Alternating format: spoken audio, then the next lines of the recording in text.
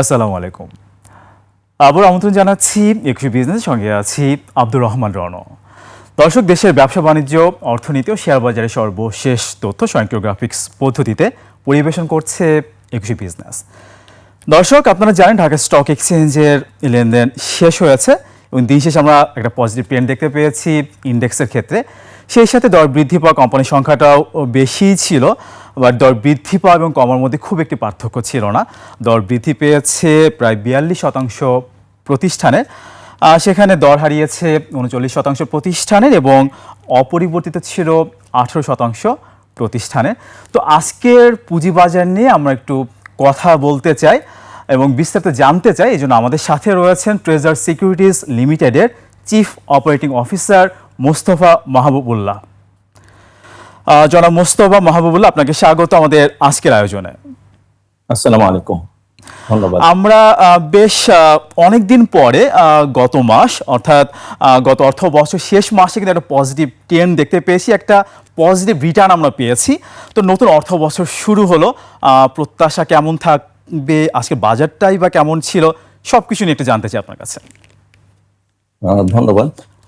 Market আমি বলবো যে এপ্রিল মাস থেকেই একটা সিগন্যাল দিচ্ছে যে এটা হেলদি পজিশনে যাবে। আচ্ছা, আমরা যদি এপ্রিলের অ্যাভারেজ টার্নওভার দেখি 816 কোটি ছিল, তারপর মে মাসে ছিল 835 কোটি। আচ্ছা, সেটা জুন মাসে এসে কিন্তু 1205 কোটি হয়েছে অ্যাভারেজ টার্নওভার। আচ্ছা, তো এটা একটা ধারাবাহিকতা রক্ষা করতেছে, এটা মার্কেটের জন্য একটা ইন্ডিকেটর। এবং ধারাবাহিকতাটা দেখেন, একটা এখানে ম্যাথমেটিক্যাল লজিকও কাজ করছে। সেটা হচ্ছে যে এপ্রিল এবং মেতে ছিল 800 প্লাস, সেটা কিন্তু তার 50% অ্যাভারেজটা বাড়ছে জুন মাসে এসে, সেটা 1200 কোটি। তো এটা একটা ধারাবাহিকতা রক্ষা হচ্ছে, তার মানে মার্কেটে ক্যাশ ফ্লো আছে। আচ্ছা, এবং আগে যেটা দেখা যেত যে একটু বড় টার্নওভার দু একদিন হওয়ার পর এবং ইন্ডেক্সটা ফল করতো, এখন রিসেন্ট টাইমে কিন্তু আমরা সেটা দেখতেছি না। এটাও এনশিওর করে যে হ্যাঁ, মার্কেটে ক্যাশ ফ্লো আছে এবং ইনভেস্টররা অ্যাক্টিভ এবং সবাই কেনা বেচার একটা সুযোগ পাচ্ছে, ওই জন্যই তো টার্নওভার তৈরি হচ্ছে। আচ্ছা। আমরা কিন্তু 5-6 মাস আগেও বলতে শুনতাম যে মার্কেট যে অবস্থায় পতন হয়েছে, এখান থেকে মার্কেট ঘুরবে কোনো রকম হস্তক্ষেপ যদি করা না হয় তাহলে। তো সেখান থেকে নিয়ন্ত্রক সংস্থা কিন্তু বলছেন যে কোনো রকম হস্তক্ষেপ বাজারে আসবে না। সেই সাথে নিয়ন্ত্রক সংস্থা কিন্তু আরও অনেক কিছু নিয়েই পজিটিভ। তারা বলছেন যে তারা 3টি রুল চেঞ্জ করবে: IPO rule, mutual fund rule, margin rule. আমি একটু প্রথমে আইপিও রুল নিয়ে একটু জানতে চাই। অনেক কোম্পানির আগে এসেছে, দুর্বল হয়ে গিয়েছে। তো আমি কি এটা এভাবে বলতে পারি, নিয়ন্ত্রক সংস্থাকেই দেখে শুনে বুঝে আইপিও নেওয়া উচিত বাজারের জন্য? কারণ 5 বছর পরে তো আবার এখন যারা বিনিয়োগ করবে সে কোম্পানিগুলো তো দুর্বলও হয়ে যেতে পারে। একটু বিস্তারিত জানতে চাই। আসলে একটু কথাটা, আপনি যেটা তথ্য দিলেন আমি এটাকে একটু চেঞ্জ করে বলবো। আচ্ছা, মেসেজটা সেম, বাট আমার বলার স্টাইলটা একটু ডিফারেন্ট থাকবে। সেটা হচ্ছে যে আসলে কোম্পানি আসার পরে, বাজারে আসার পরে দুর্বল হয় নাই, আচ্ছা, এই কোম্পানিগুলোই দুর্বল ছিল। আচ্ছা, হ্যাঁ, এদেরকে dress up get up change করে তারপরে মার্কেটে লিস্টিং করা হচ্ছে। আচ্ছা, আচ্ছা, আচ্ছা, তো এদের প্রকৃত অবস্থায় ফুইটা উঠছে, কিন্তু লিস্টিং এর টাইমটাতে, ওই টাইমটাতে আর কি প্রকৃত অবস্থাটা ঢেকে রাখা হয়েছিল মাস্কিং এর মাধ্যমে। এটা জাস্ট মার্কেটে এটার এন্ট্রান্স দেওয়া হয়েছে। তারপরে তা তো আপনি বলেন সাধারণ যে বিনিয়োগকারীরা সেই ফিনান্সিয়াল রিপোর্ট দেখেই কিন্তু আসলে সেই কোম্পানিগুলোতে বিনিয়োগ করেছিল। আসলে ফাইন্যান্সিয়াল রিপোর্ট বা অডিটেড ফাইন্যান্সিয়াল স্টেটমেন্ট সাধারণ বিনিয়োগকারী কয়জন ওটা অ্যাসেস করতে পারবে, কয়জন দেখতে পারবে? নর্মাল কথা কি, ফার্স্ট অফ অল যেটা মানুষ দেখে যে হ্যাঁ, অথরিটি তো পারমিশন দিচ্ছে। আমি তো রাস্তায় দাঁড়ায় শেয়ারটা কিনতেছি না, আমি তো স্টক এক্সচেঞ্জের ট্রেডিং বোর্ডেই কেনা বেচা হচ্ছে, এটা তো পারমিশন পেয়ে আসছে। তো স্বাভাবিকভাবেই মানুষের আস্থাটা থাকে, কিন্তু ওই আস্থার জায়গাটা আমাদের নষ্ট হয়ে গেছিল, যে আস্থাটা আমরা রক্ষা করতে পারি। তো এখন আইপিও রুলটা যদি প্রপারলি তৈরি হয় এবং ইমপ্লিমেন্টেশন হয়, জাস্ট আমাদের ফিল্টার হিসেবে এটা কাজ করবে, যে ভালো কোম্পানি মার্কেটে আসবে। এবং এট দ্য সেম টাইম আমি বলবো স্টক এক্সচেঞ্জ গুলাকেও মার্কেটিং এ যাইতে হবে, যে বিভিন্ন এন্টারপ্রেনিয়ারের কাছে, গ্রুপ অফ কোম্পানিজ এর কাছে যাইতে হবে যে আপনারা লিস্টিং এ আসেন, তাদেরকে ইনভাইট করতে হবে এবং মার্কেটে লিস্টিং এর যে সুবিধা আছে, ফ্যাসিলিটিস আছে, ওগুলো তাদের কাছে তুলে ধরতে হবে। আর ব্যাংক ফাইন্যান্সের থেকে যে স্টক মার্কেটের থেকে ক্যাপিটাল সাপোর্টটা নিলে ওইটা কমফোর্ট আছে একটা, সেই জিনিসগুলো নিয়ে আমাদেরও দায়িত্ব আছে যে আমরা যেন এন্টারপ্রেনিয়ারদের কাছে যাই, ভালো এন্টারপ্রেনিয়ারদের কাছে যাই, তারা যেন মার্কেটে আসে। আমি এই শব্দটা ইউজ করলাম যে এখন একটা ফিল্টার হিসেবে ইউজ হবে ইনশাআল্লাহ এই অবশ্যই আইপিও আমরাও সেটাই যেটা প্রত্যাশা এস্টাবলিশ করি। হবে। একটু আগে জানতে যেটা ছিল জি, আসলে ফ্ল্যাট গেট হয়ে গেছিল, আচ্ছা, আগে আচ্ছা, যেটা ফিল্টার থাকার কথা ছিল, আর বিগত সময়ে আমরা দেখছি যে ওটা ফ্ল্যাট গেট ওপেন করে দেওয়া হয়েছিল, ওইটা যেন আচ্ছা। না হয় আর কখনো। আচ্ছা, কিছুদিন আগেও আমরা শুনতাম যে পুঁজিবাজারটা আগারগাঁও কেন্দ্রিক। তো সেখান থেকে কিবলা কি একটু চেঞ্জ হচ্ছে কিনা, একটু নিকুঞ্জ কেন্দ্রিক হচ্ছে কিনা, একটু এম্পাওয়ার্ড করা হচ্ছে কিনা ঢাকা স্টক এক্সচেঞ্জকে, কিভাবে দেখছেন? স্টক এক্সচেঞ্জ হচ্ছে আমাদের ক্যাপিটাল মার্কেটের প্রাইমারি রেগুলেটর, একদম। আর আলটিমেট রেগুলেটর হচ্ছে সিকিউরিটিজ এন্ড এক্সচেঞ্জ কমিশন। হ্যাঁ, তো যেটা হয়েছে যে অনেক দায়িত্ব স্টক এক্সচেঞ্জের কাছেই থাকবে, স্টক এক্সচেঞ্জই মার্কেট পরিচালনা করবে অনেক ব্যাপারে। সেখানে আটকায়া গেলে পলিসি সাপোর্ট হোক, রেগুলেটরি সাপোর্ট হোক, সেটা আসবে সিকিউরিটিজ এন্ড এক্সচেঞ্জ কমিশন থেকে। জিনিসটার কিন্তু মানে সিকোয়েন্স বলি বা রিদম বলি এটাই ছিল, এটাই হওয়ার কথা।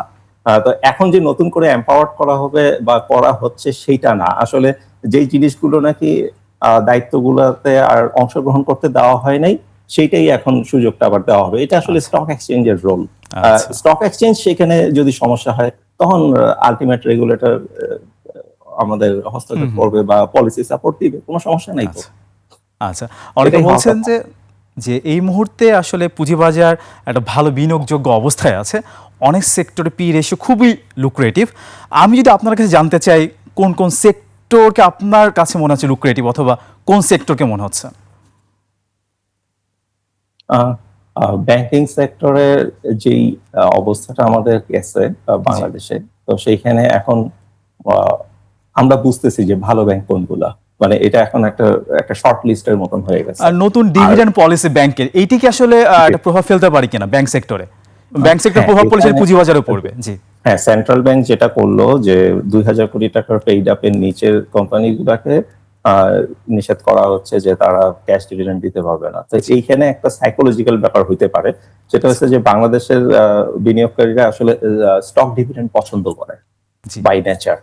তো এখানে বোঝা যাচ্ছে যে অনেকগুলো ব্যাংককেই এখন দিতে হবে আরো বেশ কয়েক বছর, যে তারা স্টক ডিভিডেন্ড দিবে, ক্যাশ ডিভিডেন্ড দিতে পারবে না এই 2,000 কোটি টাকা পেইড আপ ক্যাপিটালের কারণে। তো এইটা একটা মার্কেটে ভাইব্রেশন আনতে পারে আমার ধারণা। আচ্ছা, at the same time power and fuel সেক্টরেও মানুষ ইনভেস্টের মাত্র দিকে 6 পি রেশিও আমি যতটুকু জানি পাওয়ার অ্যান্ড ফুয়েল সেক্টর। ধন্যবাদ। জি, আর আমাদের তো ট্রাস্ট সেক্টর বলতে গেলে যে সবচেয়ে চাহিদা বলি, প্রায়োরিটি বলি, আমাদের তো এখন বিদ্যুৎ খাত। জি। তো স্বাভাবিকভাবে জ্বালানি বিদ্যুতের জিনিস কোম্পানিগুলা ইনশাল্লাহ ভালো প্রফিটেবিলিটির দিকে যাবে আশা করি, কারণ এটা আমাদের লাগবেই। এটা এমন একটা জিনিস, এটা কনজাম্পশন, শিওর কনজাম্পশন। এবং এই সেক্টরে আমরা তিতাস গ্যাস অথবা সামিট পাওয়ারের মতো শেয়ারগুলোকে দেখি 20 টাকার আশেপাশে লেনদেন হচ্ছে, অথবা 20 টাকা অনেক নিচে লেনদেন হচ্ছে। আমি আমি যদি জানি, ঠিক মনে করতে পারি, তাহলে সামিট জি। পাওয়ারকে আমি জানি যে 16 টাকার হ্যাঁ। আশেপাশে লেনদেন হচ্ছে। পাওয়ার গ্রিডও মনে হয় 40 টাকার নিচে লেনদেন হচ্ছে। তো একটু জানতে চাইবো, ডিলিস্টিং নিয়ে কথা হচ্ছে, যুগোপযোগী করে আসলে এটিকে আনার কথা বলা হচ্ছে। তো এটি কিন্তু একটু পেনিকও কাজ করছে এই বিষয়টা বিনিয়োগকারীদের মধ্যে। আসলে কতটা স্বার্থ রক্ষা হবে, পুরো বিষয়টিকে আপনি কিভাবে দেখেন? বর্তমান আইনের কাঠামোতে ডিলিস্টিংটা একটা দীর্ঘমেয়াদী প্রক্রিয়া। আচ্ছা, আচ্ছা। তো একজন হুট করে যে কেউ ডিলিস্টিং হয়ে যাবে বা করে দেওয়া যাবে, এটা এরকম না। হয়তো ট্রেড বন্ধ থাকতে পারে, এরকম হতে পারে। জি। তো এখন পরিবর্তিত আইন যদি আসে তখন সেটা দেখা যাবে, কিন্তু বর্তমানের এই আইনি কাঠামোতে ডিলিস্টিংটা একটু সময় সাপেক্ষ ব্যাপার। এটা নিয়ে খুব বেশি মনে হয় বিনিয়োগকারীদের নার্ভাস, গুরুত্ব দেওয়া উচিত, কিন্তু বিচলিত বা হতাশ হওয়ার এটাও দরকার আচ্ছা। নাই মনে হয়। তো একই সময় কিন্তু আমরা দেখতে পাচ্ছি সরকার বন্ধ কোম্পানিগুলোকে চালু করতে যাচ্ছে। তো সেক্ষেত্রে যে ডিলিস্টিং, বন্ধ কোম্পানি চালু, ব্যাপারটা কি একটু সাংঘর্ষিক হয়ে গেল কিনা? আমি যদি বলি যে বন্ধ কোম্পানিগুলোকে চালু করার বিষয়টা গভর্নমেন্টের যে পলিসি, সেখানে নিশ্চয়ই একটা ফিল্টার থাকবে, আচ্ছা, বেঞ্চমার্ক থাকবে, তারপরে বাছাই করে নেওয়া হবে কোন কোম্পানিগুলোকে রিফাইন্যান্স করে আবার অ্যাক্টিভ করা যায়। তো সেই ক্ষেত্রে যারা বাদ পড়বে, মানে সেটা আমি ন্যাশনাল পয়েন্ট অফ ভিউতে বলতেছি যে listed or non listed company সবটা মিলেই, তো ওইখানে যেগুলোর মেরিটে আসবে না বা ওই রকম গ্রো মানে অপরচুনিটি নাই, তো সেগুলো এমনিও বাদ পড়বে গভর্নমেন্টের ওই পলিসি থেকে, তাই না? আচ্ছা, আমরা একদমই শেষের পর্যায়ে আমরা দেখতে পাচ্ছি ট্রেজারি বিল, ট্রেজারি বন্ডের রেট কিন্তু কমছে। তো এটা কি একটা ইন্ডিকেটর দিচ্ছে কি বাজার ভালোর দিকে? ছোট করে 30 সেকেন্ডে। মার্কেটে ফান্ড আসতেছে, আচ্ছা আচ্ছা, এটা আমরা টার্নওভার দিয়ে বুঝি। আর আরেকটা জিনিস এখানে আমি অ্যাড করবো, সেটা হচ্ছে যে আমাদের অন্যান্য ইকোনমিক্যাল অ্যাক্টিভিটিস একটু স্লো যাচ্ছে, মানে অন্যান্য ব্যবসা বলি বিভিন্ন দিকে স্লো যাচ্ছে। তো এইটা সবসময় ওই টাইমটাতে কিন্তু আসলে মানে টাকা তো বসে থাকে না, পুঁজি তো বসে থাকে না, পুঁজি মুভ করে। তো যখন যেখানে অপরচুনিটি পায় ওইটা ওখানে শিফট হয়। তো এই সেম টাইমটা মনে হয় এখন স্টক মার্কেটে চলতেছে। এখানে উদাহরণ হিসেবে আমি রিকল করতে পারি যে আমাদের কোভিড এর পরে কিন্তু মার্কেটে একটা ভালো ভাইব্রেশন আসছে, জি জি, কারণ ওই সময় অন্যান্য ব্যবসা সব স্লো যাচ্ছিল বা অপরচুনিটি কম ছিল। তো ইনশাআল্লাহ সব মিলায় আর গুড গভর্নেন্সটা দেখলে পরে তখন মার্কেটে সুশাসনের কোনো বিকল্প নেই আসলে। মুস্তাফা মাহবুবুল্লাহ, আপনাকে অনেক ধন্যবাদ আমাদেরকে সময় দেওয়ার জন্য। ধন্যবাদ, ভালো থাকেন সবাই। আসসালামু আলাইকুম। ওয়ালাইকুম আসসালাম। দর্শক, এতক্ষণ আমরা পুঁজিবাজার পরিস্থিতি নিয়ে কথা বলছিলাম ট্রেজার সিকিউরিটিজ লিমিটেডের চিফ অপারেটিং অফিসার মুস্তাফা মাহবুবুল্লাহর সঙ্গে। দর্শক, এবার নিচ্ছি আরও একটা বিরতি, ফিরছি একটু পরেই।